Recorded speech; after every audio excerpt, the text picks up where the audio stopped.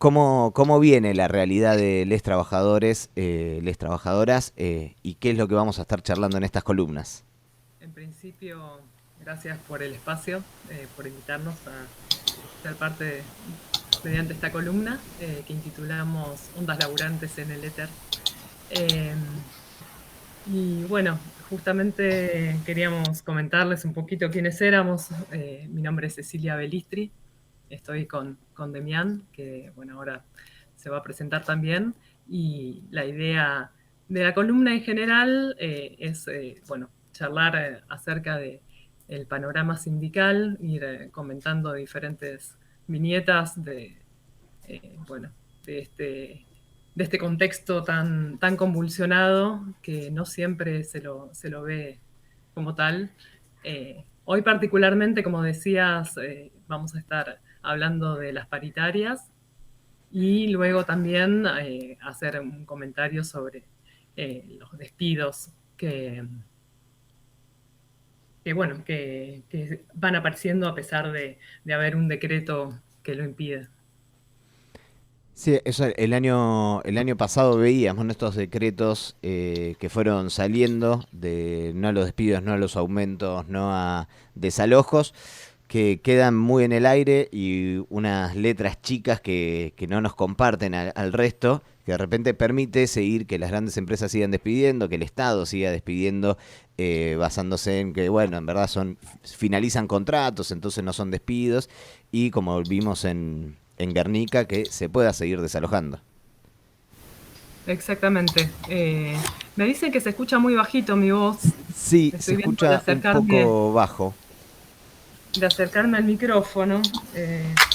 A ver si conecto.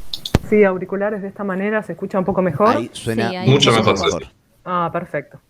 Bueno, sí, tal como decías, hubo un decreto a partir de que se sancionó con la pandemia, ¿no? Y el distanciamiento obligatorio para impedir los despidos, con la idea de resguardar el trabajo y las condiciones de vida de los trabajadores, pero, pero bueno, eso por ahora viene siendo, no sé si letra muerta, porque los empresarios, la UIA particularmente lo ha atacado bastante, pero las empresas buscan diversas estrategias para dejar a los trabajadores en la calle.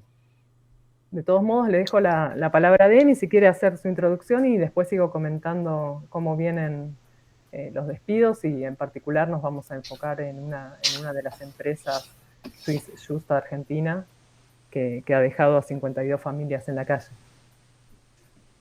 Bueno, perfecto. Bueno, ya me presentaron, mi nombre es Demián García, yo también soy trabajador estatal, trabajo en el Ministerio de Economía y de lo que queríamos comentar ahora, como una especie de paneo un poco más general sobre la situación de las y los trabajadores, es esta especie de paritarias en 3 etapas que se fueron dando este año. Porque estamos justamente en el inicio de una tercera etapa y por eso vale la pena recapitular un poco cómo fue la evolución de esas negociaciones en el marco de que los salarios de los trabajadores y trabajadoras vienen golpeadísimos desde hace 4 años. Entonces, recordamos que a principio de año parte de las discusiones paritarias arrancaban teniendo un poco como pauta lo que decía el presupuesto, que planteaba que la inflación iba a ser 29%, entonces había una pretensión de parte del Estado de que las paritarias se encuadren en torno a ese número. Eso a pesar, como dijimos, de lo golpeado que estaban los bolsillos de las y los laburantes. Hubo algunos sindicatos que tomaron esta pauta y que a pesar de venir también de retrocesos salariales en los últimos años, firmaron 29%. El primero fue la bancaria a principios de febrero. UTEDIC también cerró un 30%, ahí nomás. ATILRA, el sindicato de productores lecheros, 30%. Luz y Fuerza, que se encarga de electricidad, un 32%. Encargados del edificio, 29,5%. También en la mayoría de los casos con alguna suma fija y con cláusulas de revisión, que eso vino para quedarse, la cuestión de las cláusulas de revisión desde el 2017, que quedaron en la mayoría de las negociaciones paritarias, algún esquema de o cláusula gatillo a partir de algún momento del año, o una revisión donde se vuelven a sentar las partes en la discusión paritaria. Ahora, como decíamos, esto no es algo que pasó con total tranquilidad, porque como venía tan atrasados los salarios, empezaba a haber una presión también por decir, bueno, pero ¿cuándo se va a recomponer el salario? El salario de los trabajadores formales desde el 2015 hasta estos meses cayó 22%. Es un quinto de los sueldos, ya no lo tenemos en el bolsillo quienes estamos formales. En el empleo informal es todavía un poco mayor la pérdida. Entonces, parte de ese descontento también empezó a plasmarse tanto en una presión por abajo como también en algunos sindicatos que presionaron por un poco más, y eso también fue de la mano de que esa pauta de inflación del 29% que habían fijado desde el Ministerio de Economía de la Nación empezó a quedar claramente desfasada de la realidad, porque ya se empezó a ver que la inflación en el año fue mucho más alta. Los aumentos de precios que impusieron los empresarios sobre la mayoría de los productos que consumimos en el mercado fue dejando atrás eso. Entonces empezó a perfilarse un segundo momento. En este segundo momento las pautas empezaron a estar en torno al 35.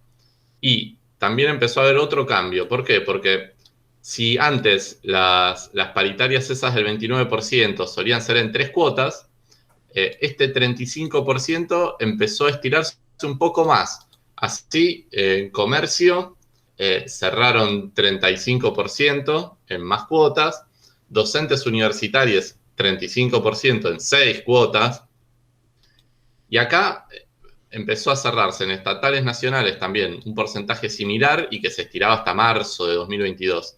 Y en eso, también en esos como momentos bisagra que podemos registrar a veces que se dan en la situación política, que algunos son por arriba, como por ejemplo la negociación del salario mínimo, impuso también un 35% para el aumento del salario mínimo, pero en muchas más cuotas, y también hasta febrero-marzo del 2022, pero la lucha de los trabajadores de la salud de Neuquén cambió ese esquema y rompió la pauta, porque como saben, un movimiento autoconvocado muy grande y con mucha presión desde las bases, cortando durante 40 días en 20 puntos en Neuquén, cortando vaca muerta, ¿no? Que es como un poco la gran promesa extractivista del fracking, logró imponer un 53% de aumento. ¿Se acuerdan? ¿No? Arrancamos en 29, pasamos al 35 y la lucha logró arrancar un 53.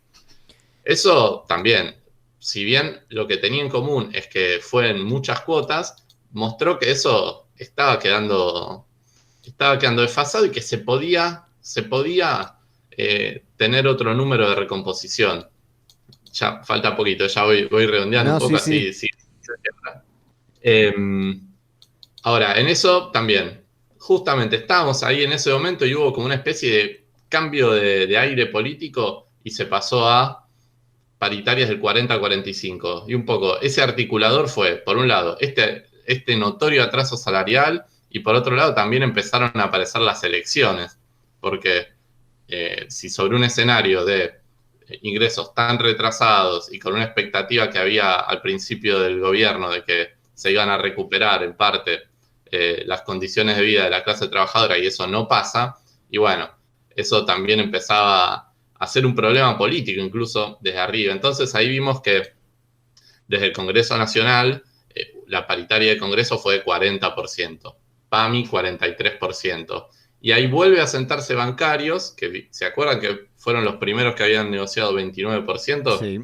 Bueno, ahora dice, se sientan, renegocian otra vez 43%. Salineros 43%, camioneros 45%. Bueno, más allá de repasar todo, lo llamativos es que en un momento donde están reabriéndose paritarias y empezando a apuntar ese porcentaje. En esto también algo a tener presente es que la inflación no se sabe en cuánto va a terminar, probablemente esté por arriba del 40%, o sea, tampoco es que estos porcentajes más altos representan una enorme victoria, simplemente implican probablemente acercarse más al número de la inflación y no quedar tan abajo o capaz empatarle. Y para enmarcar un poco esto y empalmar con lo que va a seguir Ceci ahora, todo esto no se da en el vacío, no es que solamente luchan los trabajadores ocupados y ya, sino que se da en el marco de una desocupación que supo abarcar a 4 millones de personas más durante el peor momento de la pandemia el año pasado, y si bien la mayoría fueron empleos informales, todavía queda, y que se fueron recuperando rápidamente, todavía queda una masa importante de trabajadores y trabajadoras que esperan volver a trabajar y que están buscando trabajo. Entonces, ese 10,2% de desocupación que hay, que pega especialmente al sector de las mujeres más jóvenes y a los jóvenes en general también, con picos de 25% y 17%, impone una diferenciación muy grande, ¿no? Porque tenemos sectores que justamente están más cerca de pelear por una canasta familiar de 100.000 pesos y unas enormes franjas todavía en nuestra clase con ingresos a cero. Entonces, eso por ahí también es un rasgo muy notorio de este momento de nuestra situación como laburantes, donde hay una diferenciación muy grande entre nuestra clase. Hay sectores enteros que están en una situación de tratar de empezar a recuperar salarios y otros que están tratando de no quedarse en la calle. Así que por ahí puedo pasarle la palabra a Ceci para que comente un poco sobre la situación de uno de estos sectores que están peleando contra estas estrategias de las empresas que a veces aprovechan esta situación para tratar de imponer mayores niveles de explotación y aumentar sus ganancias. Sí, exactamente. Gracias, Demi. Como comentabas recién, las empresas multinacionales, exportadoras, entre las grandes exportadoras, están haciendo un uso capitalista de esta crisis, aprovechando para despedir, para suspender, para rebajar salario, a pesar de las leyes, decretos que mencionábamos hace un rato. Una de ellas es Swiss Just Argentina, tal vez la conozcan, es una empresa de origen suizo, multinacional, como decía, que se dedica a la aromaterapia, a hacer aceites esenciales, promueven todas estas cosméticas antiestrés, ¿no? Es bastante conocido el óleo 31. Sí, sí. ¿Quién no tiene un óleo 31 en la ¿Quién no casa? ha recurrido en algún momento a un para óleo pasar 31? esos momentos estresantes. Bueno, sus trabajadores, óleo 31 que les garanticen el puesto de trabajo, precisamente a principio de año, que es cuando se empiezan a discutir paritarias también, ¿no? Digamos, para dar un poco el contexto a esto de por qué arrancan a la baja las paritarias en este 2020. Swiss Just Argentina, el 16 de febrero, en plena feriado de carnaval, les avisa por Zoom, de una manera muy poco ortodoxa, podríamos decir, a sus trabajadores que, van a tener que renunciar a sus puestos de trabajo, muchos de los que estaban en la empresa hacía más de 30 años, y pasar a una empresa tercerizada, sin garantizarles la antigüedad, con muchas dudas respecto de las condiciones que venían teniendo y que habían logrado en muchos casos gracias a la organización y la lucha, digamos, dentro del sindicato, ¿no? Frente a esta situación, los trabajadores se ponen alerta, ven que no pueden retroceder en sus condiciones laborales y deciden un plan de lucha que implica, en primer término, ocupar una de las plantas que tienen en Lomas del Mirador, en La Matanza, que es precisamente donde este conjunto de 52 trabajadores hacía las tareas de acopio y de distribución, ¿no? La planta productora está en otro lugar que es en General Rodríguez, donde, en este momento la mantienen ocupada porque desde febrero a esta parte, a junio, fines de junio, siguen con su plan de lucha porque a pesar de haberles prometido, digamos, pasar a otra empresa y la ocupación, el acampe que hicieron en Lomas del Mirador, haber llegado a un acuerdo con la empresa de no despidos, de garantizar no despidos durante 2 años, de mantener las condiciones de trabajo. Cuando fueron a las entrevistas individuales, bueno, justamente dentro de las estrategias es quebrar los acuerdos colectivos, ¿no? Entonces, individualmente empezaron a ofrecer condiciones diferentes a cada cual. Algunos les ofrecían coordinaciones, jefaturas, a otros les decían directamente que iban a quedar afuera. Entonces, nuevamente alerta a los trabajadores, no aceptaron estas condiciones, denunciaron lo que estaba incumpliendo la empresa y continuaron con el plan de lucha que venían sosteniendo. Swiss Just desconoce todo esto. Vale decir que Swiss Just Suiza desconoce las maniobras que está realizando la filial argentina, por decir que precisamente las tareas de acopio y de distribución no tienen que ver con lo que ellos hacen directamente, que sería la producción de estos aceites esenciales. O sea, también se lavan las manos, ¿no? Claro. Es como una especie de encadenamiento de tercerizaciones. Aquí hay un señor, Jacques Mizrahi, que es el encargado que está al frente de la planta de Argentina, y bueno, de todos modos, a pesar de haber prometido una expansión y incremento en la planta, una expansión de la empresa, les está impidiendo el trabajo a los trabajadores. Empezó hace unos meses con persecuciones incluso a algunos de ellos, y vació las plantas que tenía en Lomas del Mirador y en General Rodríguez, ¿no? Esto lo vienen denunciando. Los trabajadores lo que quieren es mantener sus puestos de trabajo. Entonces,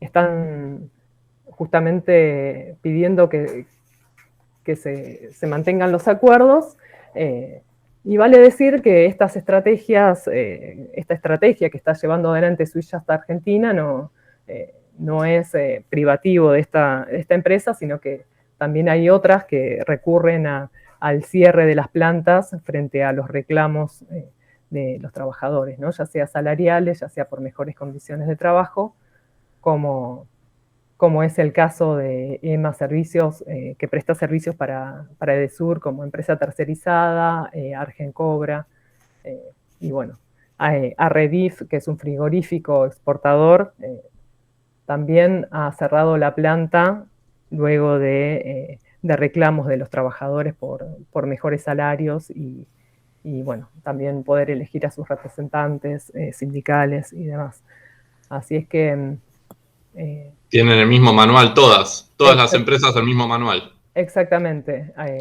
A pesar de no poder suspender, no poder despedir, utilizan argumentos que implican en muchos casos la persecución judicial de sus trabajadores, y bueno, arremeten con todo en este contexto, como decíamos, de falta de trabajo.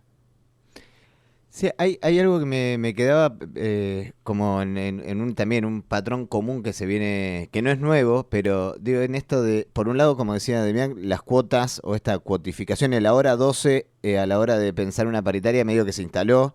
Cada vez son más las cuotas en las que se plantean los aumentos de parte del Estado, de parte de los empleadores.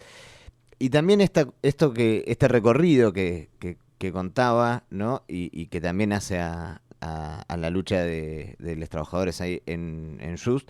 Esto como una suerte de amenazas que después se terminan convirtiendo en esperanza. No sé, pienso en esto, cómo se fue haciendo del 29 a llegar a un a un alrededor del 40% lo del aumento.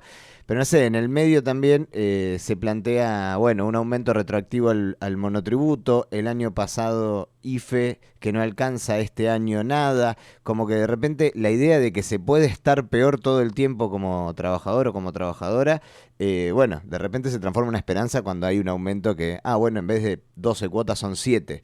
Hay una manipulación de la posibilidad de la reproducción de la vida de los trabajadores que es cínica también. Sí, exactamente.